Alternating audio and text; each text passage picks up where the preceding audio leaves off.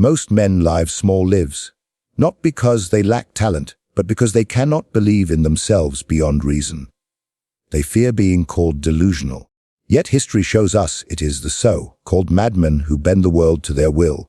Tonight, I will show you why delusional self-belief is not a weakness, but the most dangerous weapon a man can possess.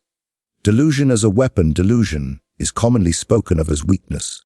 Men laugh at the dreamer who declares himself destined for greatness. They call him foolish, arrogant, unrealistic. They mock his declarations and whisper that he will fail. Yet beneath this mockery lies a truth most are too timid to confront.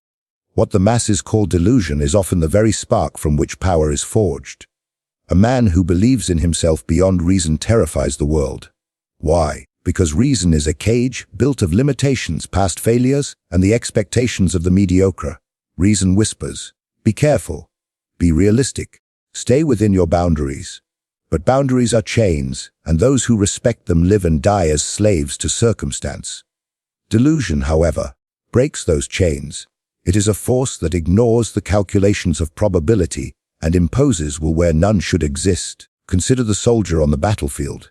He has no army, no strategy, no rational chance of victory. Yet, if he convinces himself he cannot be defeated, he charges with a ferocity that unsettles even the largest host.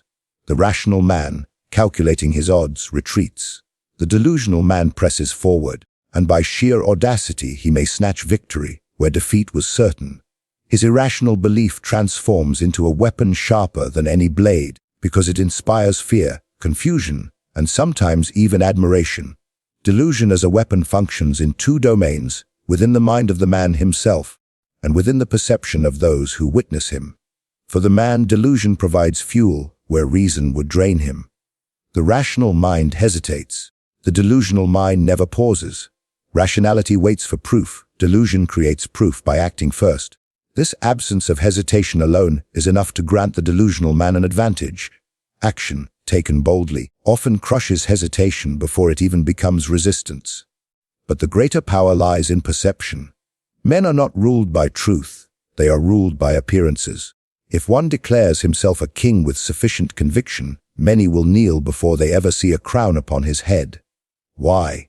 Because certainty is rare, and men crave to follow those who project it. Delusional belief, displayed with unwavering confidence, creates the illusion of inevitability. And when something feels inevitable, resistance weakens. This is how delusion transforms into dominion. The critics of delusion will argue, but what of failure? What of the dreamer who proclaims his power, only to be crushed by reality? Here lies another Machiavellian truth. Failure does not destroy all delusion. It often amplifies it. The delusional man who rises after defeat becomes a symbol of resilience. His enemies begin to whisper. Perhaps he truly cannot be destroyed.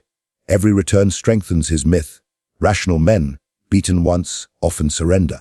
Delusional men return again and again until fortune, compelled by their persistence, bends in their favor. History is not written by the reasonable. It is written by those mad enough to believe the impossible. The founders of empires, the prophets, the conquerors, they were all accused of delusion. A shepherd declares himself chosen to lead a people. A petty general claims he will rule the world. A failed artist insists he is destined for destiny itself. Each was dismissed as mad until reality yielded beneath the weight of their conviction. What is crucial to understand is that delusion is not mere fantasy. Fantasy is passive. It lives in idle dreams. Delusion, when weaponized, is active. It is a belief so powerful it demands action, even in the face of overwhelming opposition. The delusional man does not sit idly by, imagining himself a king. He acts like one until others are forced to recognize him as such. He imposes his belief upon the world, and in doing so, he reshapes the world to fit his vision. Even enemies are disarmed by delusion. A rival who believes too strongly in himself cannot easily be intimidated. Threats that would cripple ordinary men bounce harmlessly off the armor of his conviction. He is unpredictable, for he does not act within the bounds of reason. He fights battles no rational commander would fight. He risks gambles no logical strategist would take. And because of this, his enemies often falter, unsure of how to respond. Against reason, one can prepare. Against delusion, one can only react, and reaction is always weaker than initiative. Furthermore, delusion generates loyalty. Followers, being weak, are not drawn to truth. They are drawn to certainty. They prefer to serve a master who may be mad, but who projects unshakable belief, rather than a leader who hesitates with cautious doubt. The delusional leader offers his followers something rationality cannot: the promise of greatness beyond probability. He convinces them that together they can accomplish what the world calls impossible, and in that promise lies their devotion. They would rather march into impossible odds behind a delusional commander than stand idle beside a rational coward. Delusion also blinds its wielder to fear. Fear is the greatest obstacle to power, for fear paralyzes action. Rationality feeds fear. It measures risks, calculates dangers, and multiplies reasons to stand still. Delusion, however, silences fear with a single thought: I cannot fail. Whether or not this is true is irrelevant. The man who believes it acts as though it is, and his actions carry a force the hesitant will never know. In courts, in battlefields, in thrones, delusion is the unseen sword that cuts deeper than truth. A man who pretends long enough that he is invincible often convinces others that he is, and once they believe it, half the battle is already won. For power is not secured by strength alone, it is secured by perception. The man who appears unbreakable becomes unbreakable, because men will not dare to test him fully. The most dangerous aspect of delusion is its persistence. Reason dies with the first contradiction. Delusion survives 1,000. Rational men abandon their course at the first sign of impossibility. The delusional man pushes forward, undeterred, until his opponents exhaust themselves trying to resist. In time, persistence triumphs, and the delusional belief becomes reality not by logic, but by sheer refusal to die. Thus, delusion is not weakness, but weapon. It is the invisible force that transforms ordinary men into rulers, cowards into conquerors, and dreams into dominion. It is despised by the rational, feared by the cautious, and worshipped by the masses who secretly crave someone bold enough to embody it. To dismiss it as madness is to misunderstand the mechanics of power itself. Perception shapes power. Men believe they live by truth, yet they are governed by illusions. They pride themselves on reason, on logic, on clarity of thought. They proclaim that they value facts above appearances. But strip away this mask of virtue, and you will find a deeper reality. Perception rules them more than truth ever will. It is not what is, but what seems to be, that shapes power. The man who masters perception does not need to possess reality, for to most men, appearance is reality. Consider the ruler who has no gold in his treasury. If his people believe he is wealthy, they will treat him with the reverence due to wealth. Merchants will extend credit, soldiers will march under his banner, and enemies will hesitate before attacking what they think is abundance. In truth, his coffers may be empty, but appearances alone have created power where none exists. On the other hand, a ruler who is truly rich but is thought to be poor invites rebellion, mockery, and betrayal. His reality cannot save him if his perception betrays him. Thus, power flows not from gold itself, but from the belief that gold is present. Perception becomes a weapon when wielded deliberately. The wise do not attempt to convince men of reality. They understand that reality matters less than what men think reality is. Soldiers will fight harder if they believe their general cannot lose. Subjects will obey longer if they believe their king is chosen by fate. Enemies will hesitate if they believe resistance is futile. In each case, the belief itself matters more than the truth behind it. For men act not according to what is true, but according to what they perceive as true. The clever leader manipulates perception like an artist with paint. He knows that men see with their eyes but think with their fears, their hopes, their desires. Truth rarely moves them, appearances always do. A well-crafted display of strength frightens enemies more than actual armies. A carefully staged gesture of mercy inspires loyalty more than genuine kindness. Appearances create narratives, and narratives command obedience. The man who understands this does not need absolute strength. He only needs the appearance of strength, for the mere belief in it often proves sufficient to win. Take the example of courage. Few men are truly fearless. Yet the man who appears fearless inspires armies. His men, seeing him unmoved, project their own hopes onto him, convincing themselves he cannot be shaken. Enemies, observing his demeanor, may assume he possesses some hidden advantage. In truth, he may be just as afraid as any other man, but he has cloaked his fear with the mask of certainty. That mask, once believed, becomes more valuable than courage itself. For the soldier who is truly brave, but appears timid, will win no loyalty, while the coward who appears bold can command legions. Perception shapes power because men crave symbols. They cannot grasp raw truth, so they cling to images, gestures, and appearances that stand in for truth. A crown itself is only metal and jewels, yet men kneel before it as though it possesses divine force. The crown is not power, it is the symbol of power. But because men perceive it as sacred, it becomes sacred. Here lies the art of mastery. To control symbols is to control men. It is dangerous to rely only on truth, for truth is often slow, complex, and inconvenient. Appearances are swift and decisive. Truth may show that your enemy is weak, but if he projects strength, men will believe he is powerful. Truth may show that your rule is fragile, but if you display confidence, men will believe it is unshakable. Appearances outrun reality, and in the race for power, speed matters more than accuracy. By the time truth reveals itself, perception has already won the battle. Even when truth finally emerges, perception can outlast it. A man known for wisdom will be believed even when he speaks foolishness. A man known for cruelty will be feared even when he shows mercy. Reputation, once established, reshapes how all future actions are interpreted. And reputation itself is nothing more than the long shadow of perception. The wise man cultivates perception so carefully that even his failures are reinterpreted as victories. His followers excuse his errors, for they cannot imagine him erring. His enemies doubt their own eyes, for perception has taught them not to trust reality. The manipulation of perception requires two skills: the ability to project and the ability to conceal. Projection demands that one constantly display confidence, strength, and inevitability. Concealment requires hiding weakness, doubt, or hesitation. Men are not gods, all rulers falter, all generals doubt. But if perception is managed well, these flaws remain hidden behind a veil of certainty. A king may be dying, yet if he projects vitality, his throne remains stable. A general may be cornered, yet if he projects superiority, his enemy hesitates long enough for him to escape. Thus, perception can protect a man even when reality would doom him.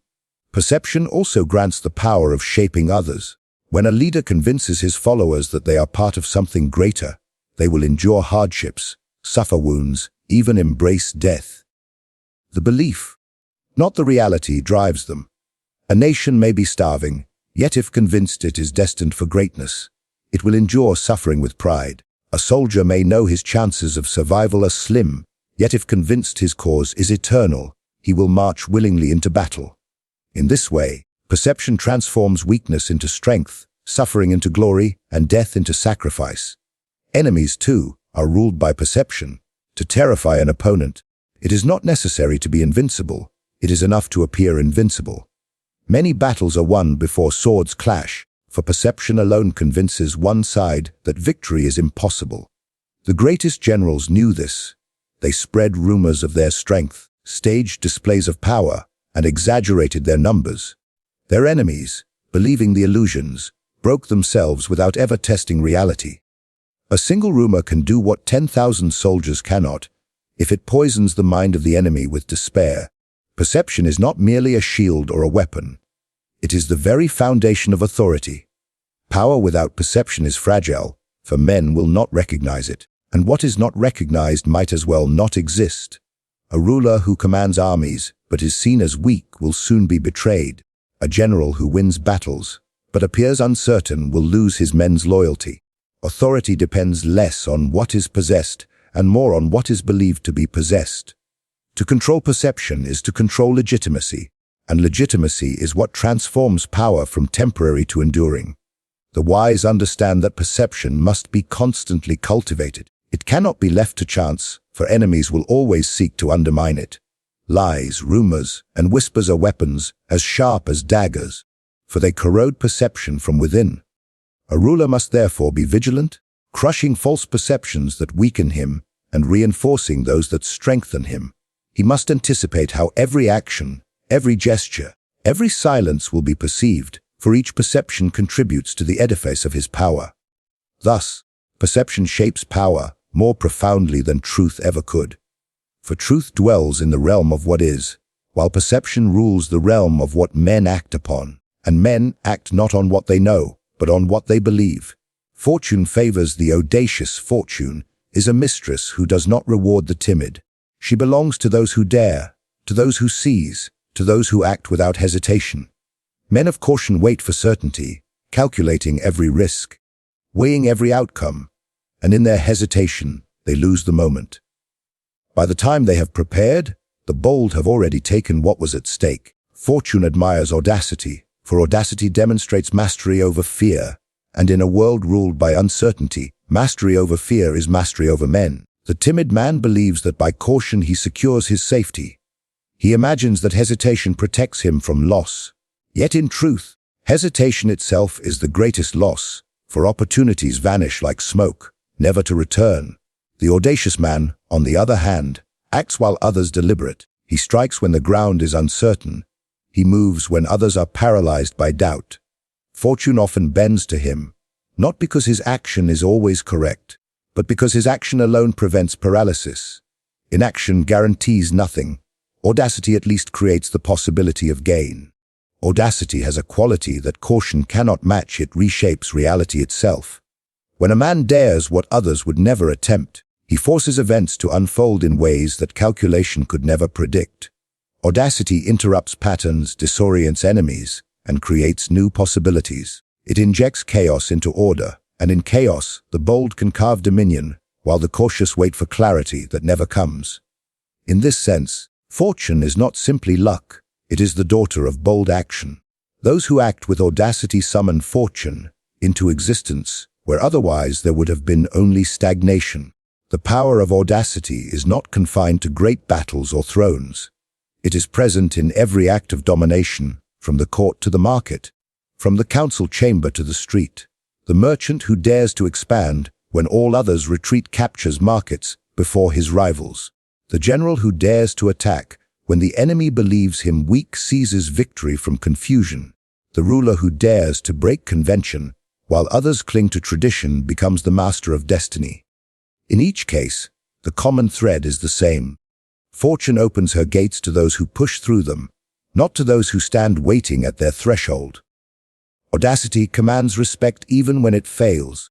A man who attempts the impossible and collapses in the attempt may still be feared or admired, for his boldness alone sets him apart. Enemies hesitate to crush him fully, for they suspect he may rise again. Followers remain loyal, for they admire his daring more than his results. Fortune can be courted again and again by such men, because audacity itself creates the impression of inevitability. A man who dares repeatedly, even after defeat, convinces the world that one day his daring will succeed, and eventually, fortune grows tired of resisting him. There is also a hidden law at work. Men prefer to serve the bold. They despise the timid, for timidity mirrors their own weakness, and men secretly loathe weakness. But the audacious man embodies their unspoken desires.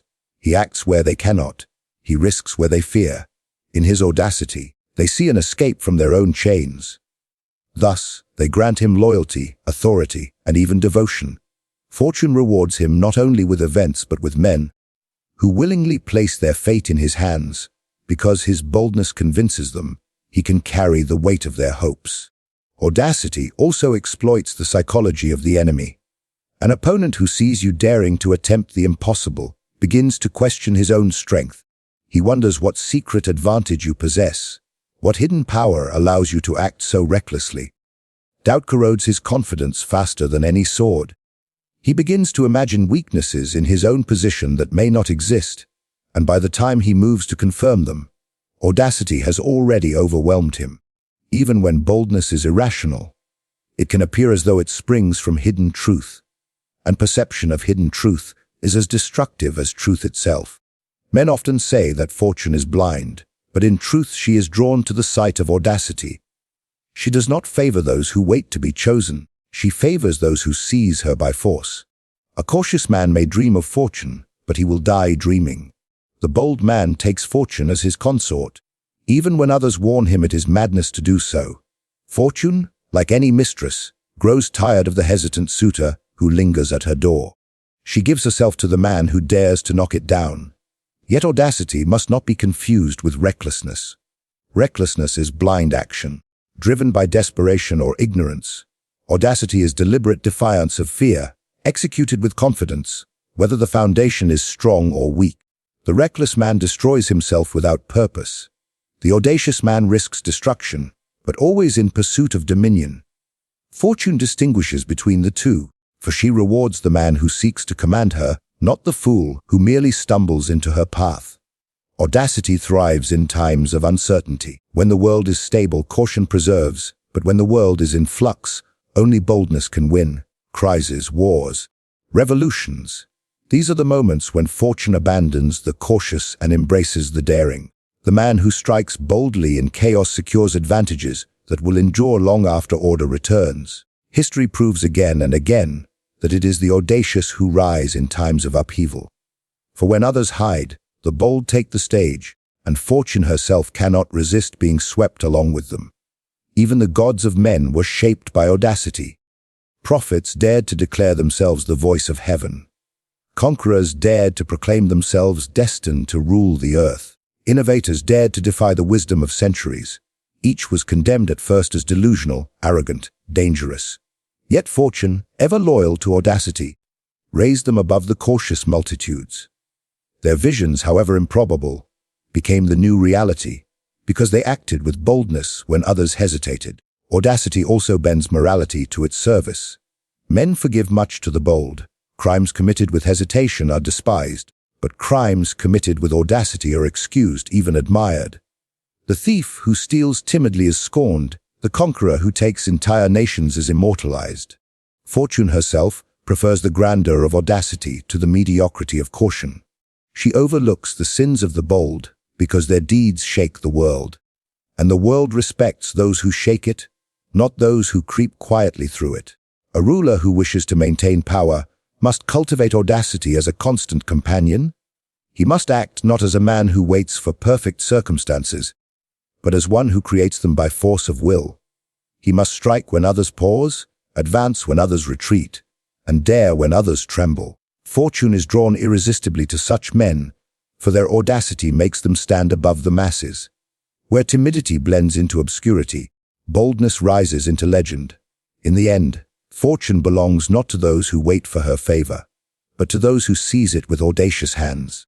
Control through conviction power does not rest solely upon weapons, armies, or wealth. These are tools, but tools require hands to wield them, and hands require certainty to act. The true foundation of power lies in conviction, unyielding belief displayed with such force that it bends weaker wills into obedience. Men do not follow the hesitant, for hesitation is a disease that spreads through the ranks. They follow the man who believes so absolutely in his right to rule, his right to command, his right to conquer, that doubt becomes impossible in his presence. Conviction, whether rooted in truth or in illusion, becomes the lever by which entire nations are moved. A man who carries conviction in his heart carries an invisible crown upon his head. He may possess nothing else, no army, no treasure, no allies, but his certainty alone can convince others to kneel. Men long for direction. They are wary of their own doubts and insecurities, and so they seek refuge in those who appear to know their path without question. Conviction provides that certainty. The leader who embodies it becomes the anchor in the storm, the voice that silences confusion, the figure who transforms fear into action. Even if he is wrong, his certainty makes him right in the eyes of those who follow him. Conviction is power because it transforms perception into inevitability. When a man believes he cannot fail, he acts as though victory is already assured. This demeanor spreads like fire. His followers, seeing no hesitation, begin to believe as he believes. His enemies, witnessing his unshakable confidence, begin to wonder if resistance is futile. Conviction plants doubt in the hearts of opponents and faith in the hearts of allies. In this way, conviction is not only armor for the leader, it is also a weapon that strikes at the minds of all who observe him. Consider the general who faces impossible odds. His soldiers look to him, expecting fear, perhaps a plan of retreat. Instead, he speaks as though victory is already decided. He walks the lines as though the enemy is already defeated. He gives orders with a calm certainty that contradicts the desperate situation. His conviction infects his men, and they fight with a spirit that multiplies their strength. The enemy, watching this unbroken confidence, begins to doubt their numerical advantage. Thus, the battle is not won by weapons alone, but by conviction projected with such force that it alters the psychology of both sides. Conviction has another quality that magnifies its power. It cannot easily be faked. Men are not skilled at reading truth, but they are remarkably skilled at sensing hesitation. A single glance, a single pause, a single falter in the voice is enough to unravel a leader's authority. But conviction leaves no cracks to be seen. It radiates in posture, in tone, in the very rhythm of speech. Men believe the leader who believes himself, for belief requires no proof. It requires only certainty. Even when reason argues against him, his conviction prevails, for reason does not inspire action. Conviction does. Conviction is feared because it is relentless. A man who doubts can be persuaded, bribed, or threatened. He hesitates, negotiates, and seeks compromise. A man of conviction cannot be moved so easily. His enemies find themselves frustrated, for nothing seems to sway him. He becomes immovable, a wall against which every argument shatters. Such a man is dangerous, for he is not bound by the calculations of others. He follows his belief wherever it leads, and because he never wavers, his enemies waste themselves trying to undermine him. Conviction is a fortress built not of stone, but of will, and it resists even the strongest assaults. The relationship between conviction and control is simple. Men surrender to those who appear more certain than themselves. This surrender is not always conscious. In councils, in courts, in marketplaces, the man who speaks with unshakable certainty silences opposition without needing evidence. Others hesitate, weighing words, considering possibilities. He does not. He declares, he insists, he demands. His certainty overwhelms their uncertainty, and before they realize it, they are nodding in agreement, persuaded not by logic, but by the sheer weight of conviction. This is why leaders of vision are often accused of arrogance, for arrogance and conviction wear the same mask. Yet arrogance without conviction collapses quickly, while conviction sustains itself even against ridicule. Conviction is also a mask that conceals weakness.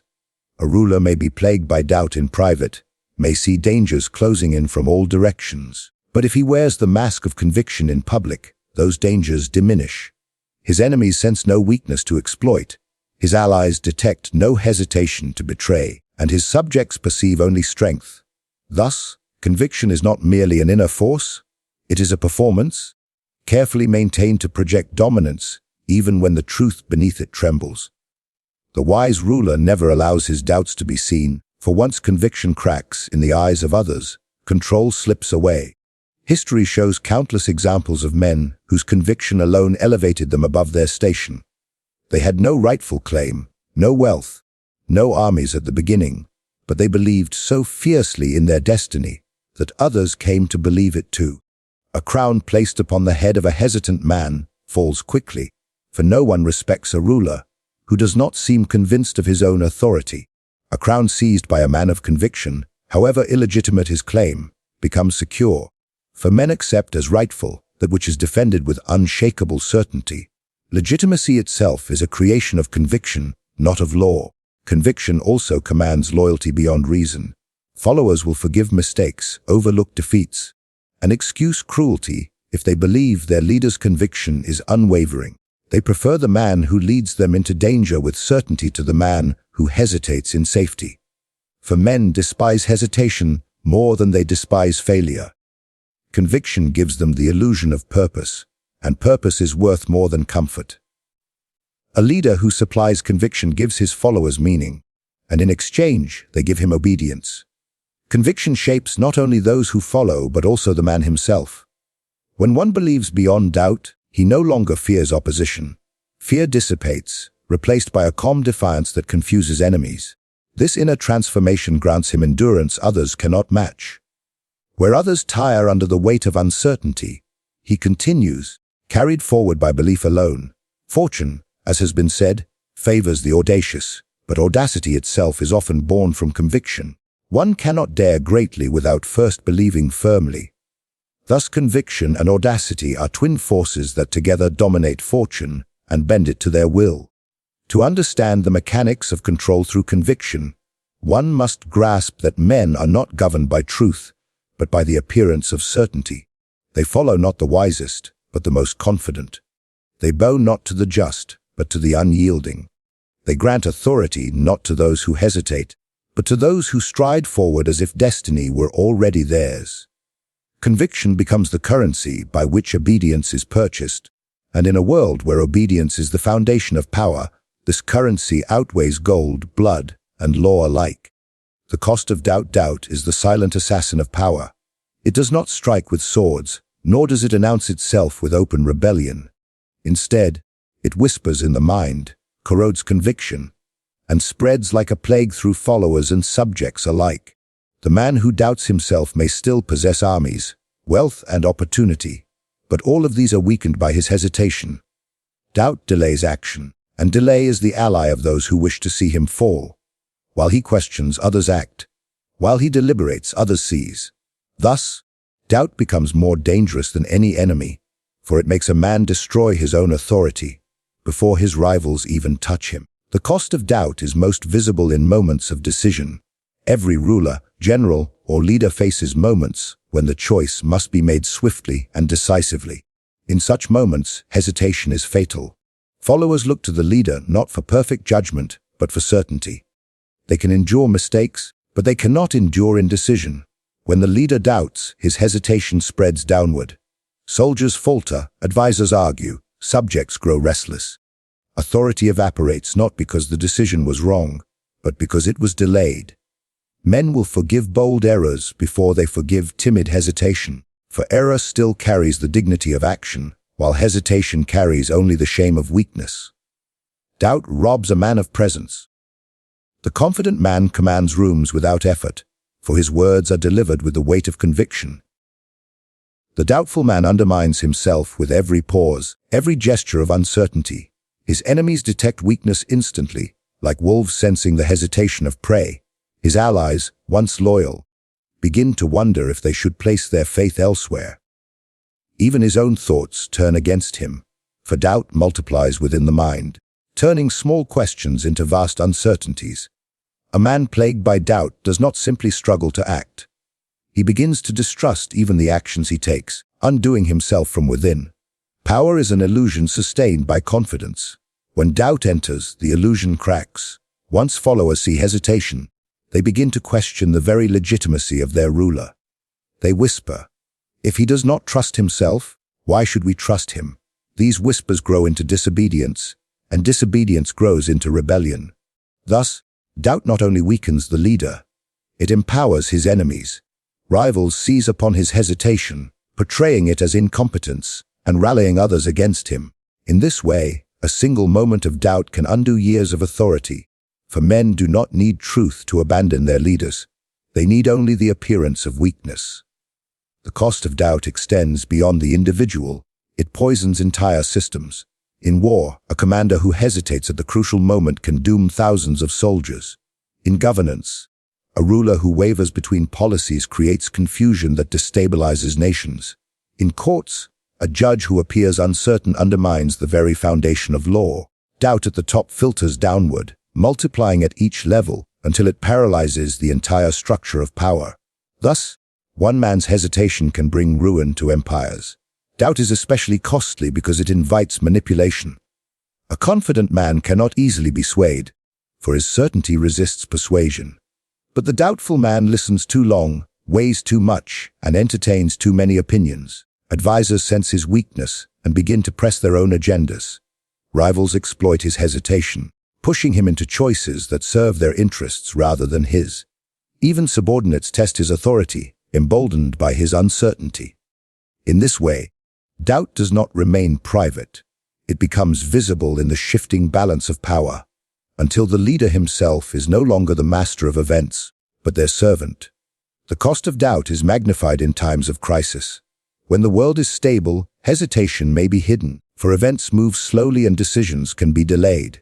But in times of upheaval, wars, revolutions, economic collapse, events move faster than thought. Leaders who doubt in such moments are destroyed instantly, for fortune rewards only those who act decisively. Crises expose hesitation like fire exposes weakness in metal. The leader who doubts is consumed by the flames, while the leader who believes, however irrationally, bends the flames to his will. Even in personal struggles, doubt corrodes ambition. The man who doubts his destiny never rises above mediocrity. He tells himself he is not ready, that he must wait for the right moment, that fortune will favor him later. But fortune favors the audacious, not the hesitant. The right moment never arrives, for doubt ensures he is always waiting, never acting. Years pass, opportunities vanish, and he finds himself surrounded by men he once could have dominated but who now dominate him. The tragedy of doubt is not merely failure. It is the slow suffocation of potential, the wasting of strength before it ever meets resistance. Doubt also corrupts reputation. A man known for boldness may fail, yet he will still be admired. A man known for hesitation may succeed once or twice, yet he will always be distrusted. Men prefer to follow the bold, even when boldness is dangerous, because boldness carries the promise of glory. Hesitation carries nothing but the promise of stagnation. Thus, the leader who doubts finds himself abandoned even in victory, for his followers know that victory came not from his certainty, but in spite of his hesitation. They cannot trust him to deliver it again, and so they drift towards stronger hands. The cost of doubt lies not only in external loss but in internal torment. The man who doubts suffers twice, once in hesitation and again in regret. He imagines what could have been if he had acted sooner, if he had spoken more firmly, if he had trusted himself. Regret feeds his doubt, making the next hesitation even greater. This cycle consumes him until he becomes incapable of decisive action at all. Such men are remembered not as rulers, not as conquerors, but as wasted figures. Those who almost rose but fell back into the shadows, because they could not silence their own uncertainty. The contrast between conviction and doubt is the contrast between life and death in politics, war, and ambition. Conviction multiplies power, even when based on illusion. Doubt destroys power, even when supported by truth. A man with nothing but conviction may still rise to dominion, while a man with every resource but plagued by doubt will lose all he has. For in the end, men follow the one who acts, not the one who waits. The world is shaped not by those who calculate endlessly, but by those who dare to move, to speak, to strike without hesitation. Doubt ensures that a man will never be such a figure. Power is not given to the cautious, the hesitant, or the rational slaves of truth. It belongs to those who wield delusion as a weapon, who shape perception until it becomes reality, who dare with audacity when others tremble, who command with unshakable conviction, and who never let doubt poison their will. These 5 truths separate the rulers from the ruled, the predators from the prey, the remembered from the forgotten. You have seen how the world bends not to facts, but to force of belief. The question that remains is simple. Will you live bound by reason and hesitation, or will you embrace the dangerous weapon of self-belief, wield perception like a sword, dare with audacity, and rule with conviction? The weak will call it madness. The fearful will call it arrogance. But history remembers such men not as mad, not as arrogant, but as masters. If you hunger for more stories of power, strategy, and the hidden laws that rule men, then stay close. Subscribe, for what is to come will arm you with weapons that few dare to touch. And those who dare to touch them are those who rule.